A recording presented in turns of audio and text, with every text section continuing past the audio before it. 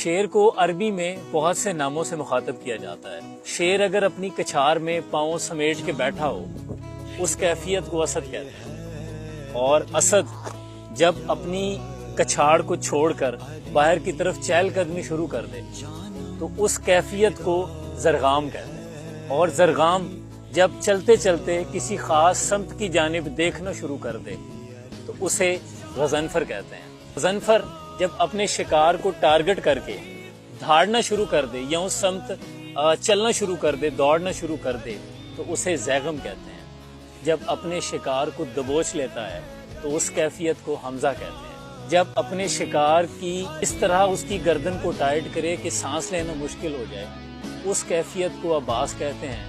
بعد میں جب اپنے شکار کو اباس پکڑ کر چھوٹے چھوٹے پیسوں میں ڈیوائیڈ کر دے، چیر پھاڑ کر دے، اس کیفیت کو